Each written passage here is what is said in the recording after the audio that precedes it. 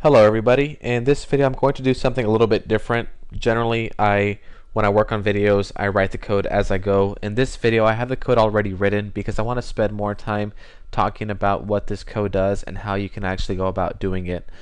First off, all I have done is I put a button in here. A macro is already assigned, so if I was to click it, a macro is going to execute. But I'm going to go on and go to assign macro, and I have this macro already set up to it. I'm going to hit edit. And let me show you what this does, because in this video I'm going to talk about how to automate entering data into an Internet Explorer web page field. So like in this case an edit box field or a text box field. I'm going to use the example of bestbuy.com. Now in previous videos I have showed how to create the object Internet Explorer.application. If you are not familiar with setting up this object, I would recommend looking at one of those videos, either the web browser control video or the Internet Explorer.application video. But let me briefly explain what this does, because I am doing a little bit more than just creating the Internet Explorer application object. I'm setting some properties, and I did not mention this in previous videos. So first off, this is going to open an Internet Explorer window. It's going to put the window on the top 0 left 0, so it's going to be in the top left corner of the screen. I set the width to 800 and the height to 600. I put the address bar set to 0, so the address bar will not show up, it won't be visible. There won't be a status bar and there won't be a toolbar. Once all these properties are set, I have the window show up to being true, visibility true. That way the window actually finally shows up. So first off, I'm just going to run this code. I'm going to hit exit sub right here. That way it doesn't go past this line. I'm going to hit play. And here we're going to have the window come up, and as you can see it's blank. That's because we have not gone through the navigation. Okay, so let's go ahead and do this, and I'll explain to you what I've done. Internet Explorer .navigate and then to the Best Buy website, and let me show you what we're going to do.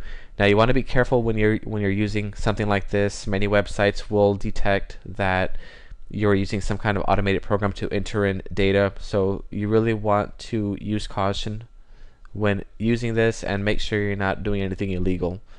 This is something I like to do to log in, create some kind of like automated process to log into my bank account or my Gmail or a website that I manage.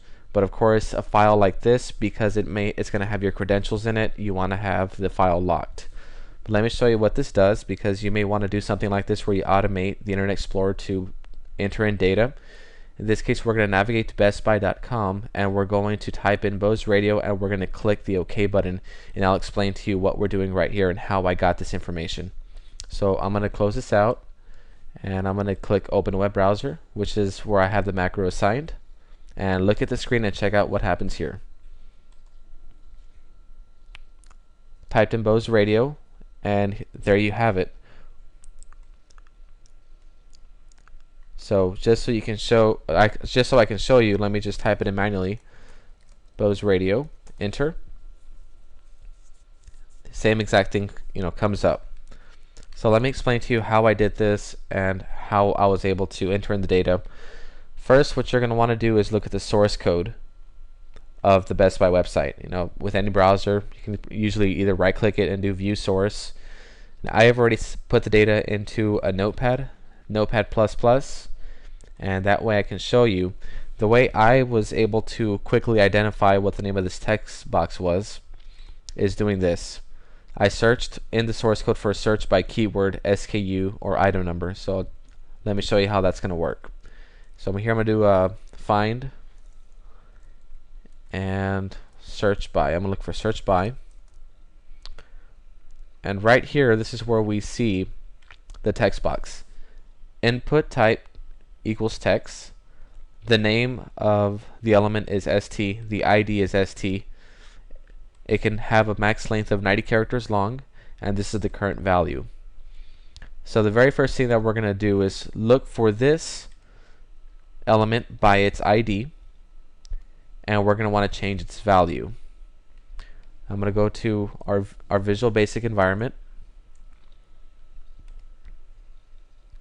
and I actually put this message box here: the dishes are done, dude.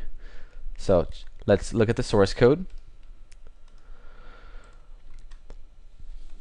So we navigate to bestbuy.com.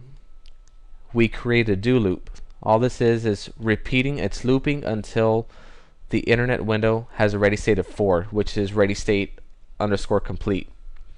I actually set up page source is equal to the document.body.outer.html. We actually don't need this for this example, so I'm actually going to eliminate that. You don't need that in what we're doing here.